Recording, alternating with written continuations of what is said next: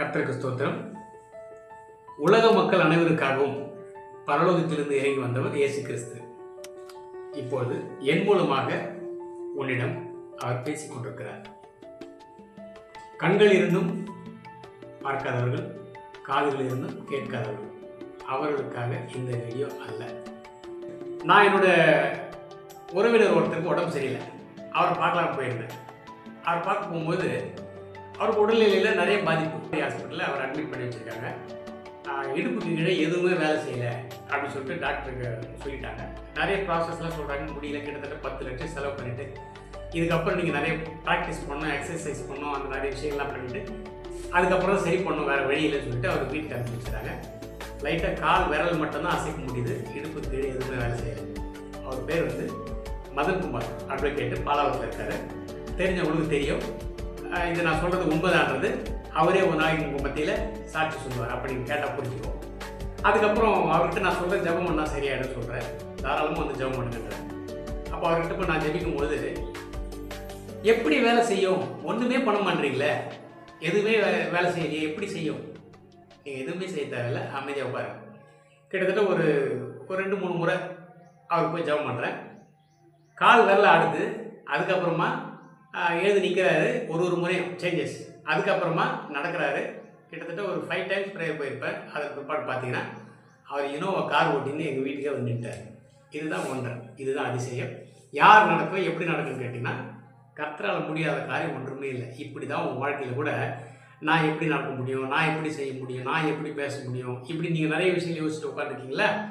இது ஒரு உதாரணம் தான். இந்த மாதிரி நான் லைனாக சொல்ல முடியும். அவ்வளோ உதாரணங்கள் நடந்துகிட்டே இருக்குது. எல்லா விஷயமும் மனுஷனால் முடியாத விஷயம். நல்லா புரிஞ்சுங்க.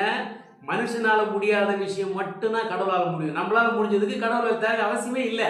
உனக்கு படி தெரிஞ்சு நீ படிக்கலாம், உனக்கு பாட தெரிஞ்சு நீ பாடலாம், நீ பேச தெரிஞ்சு நீ பேசலாம். ஆனால் என்னால் முடியலையே அப்படின்னு கேட்கும்போது தான் கடவுள்.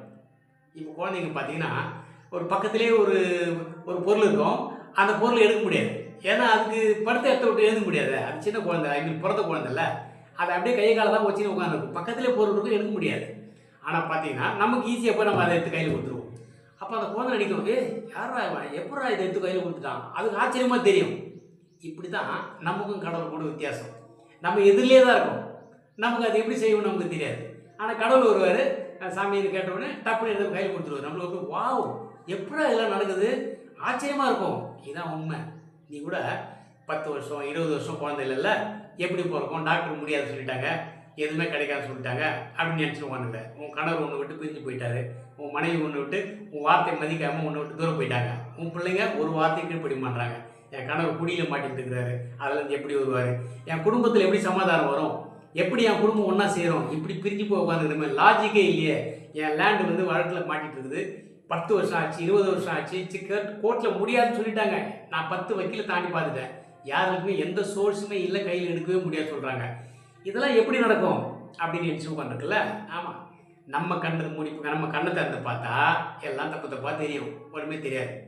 ஆனால் அந்த குழந்தை மாதிரி அமைதியாக உட்காந்து வேடிக்கை பார்த்தேன்னு வச்சுங்களேன், உங்களுக்கு என்ன தேவையோ கடவுள் கண்ணில் பார்த்தா அது எல்லாத்துக்கும் விட அங்கேயே பக்கத்துலேயே இருக்குது, பக்கத்துலேயே உங்களை சுற்றி இருக்குது. உங்களுக்கு என்ன தேவையோ உங்கள் பக்கத்துலேயே இருக்குது. இன்னும் சொல்லப்போனால் அது உங்கள் கிட்டே கூட இருக்கும், உங்களுக்கு உள்ளே கூட இருக்கும். உங்கள்கிட்ட எடுத்து கொடுக்குறது தான் கடவுளோட பவர்.